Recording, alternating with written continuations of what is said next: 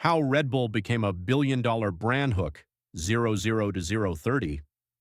In 1984, most people would have laughed if you told them a strange-tasting drink sold in a tiny can would one day become one of the most recognizable brands on Earth. It wasn't Coca-Cola, it wasn't Pepsi, and it wasn't even created in America. Today, Red Bull sells billions of cans every year, sponsors extreme sports across the globe, owns professional sports teams, and generates billions of dollars in revenue. But here's the crazy part. When Red Bull first launched, many people hated the taste, stores didn't know where to place it, and experts believed it would fail. So how did an unknown energy drink become a global empire? This is the story of how Red Bull became a billion-dollar brand.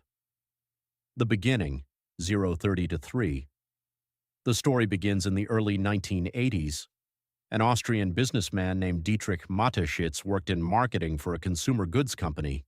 His job required frequent travel across Asia. During one business trip to Thailand, he noticed something unusual. Truck drivers, factory workers, and office employees were drinking a small beverage called Krating Deng. The drink was designed to fight fatigue and boost energy. After drinking it himself, Mateschitz was amazed by the effect. At the time, Western countries had soft drinks, coffee, and sports drinks. But the concept of an energy drink barely existed. Most people in Europe and America had never seen anything like it. While others saw just another local product, Mateschitz saw a massive opportunity. He contacted Chaleo Uvidya, the creator of Krating Deng. Together, they formed a partnership. Mateschitz adapted the formula for Western consumers, carbonated the drink, redesigned the packaging, and created a completely new brand. That brand was Red Bull, but creating the product was only the beginning.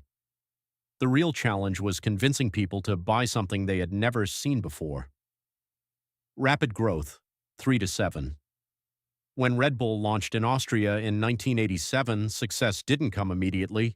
The drink tasted different from anything else on the market. Some consumers described it as medicine, others thought it was too sweet. Many retailers didn't even know where to place it.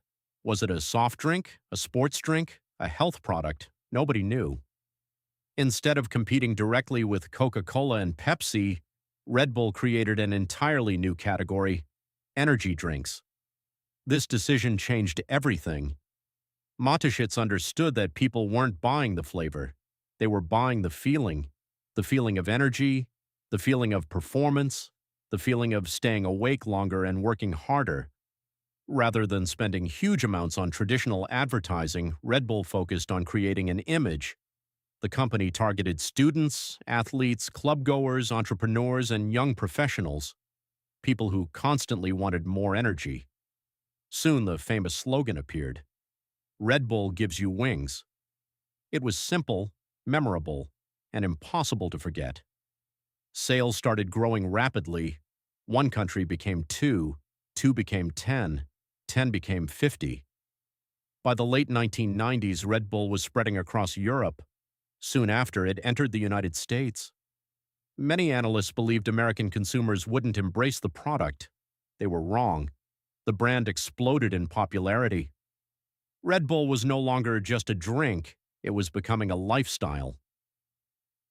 The decisions that changed everything, 7 to 10. Most beverage companies spend money promoting products. Red Bull spent money creating experiences. This became one of the smartest marketing decisions in business history. Instead of buying traditional commercials, the company sponsored extreme sports, skydiving, motocross, snowboarding, mountain biking, Formula One, events that perfectly matched the brand's image.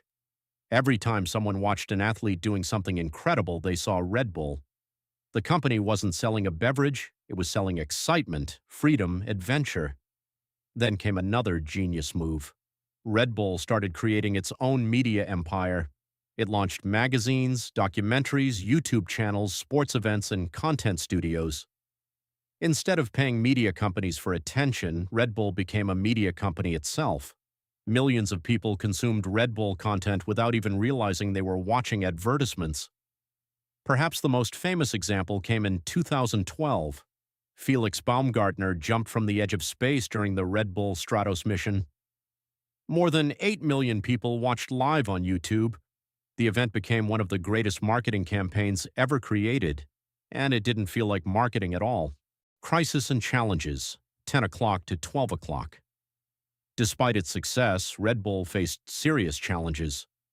Health experts questioned the effects of energy drinks. Several countries investigated the safety of ingredients. Media outlets published stories linking energy drinks to health concerns. Regulators examined marketing practices. Competitors also began entering the market. Monster Energy grew rapidly. Rockstar emerged. Large beverage companies started creating their own energy drinks. For the first time, Red Bull faced serious competition. The company had to work harder than ever to maintain its leadership. Fortunately, Red Bull had something competitors struggled to copy: a powerful brand identity. People didn't simply buy Red Bull because it contained caffeine.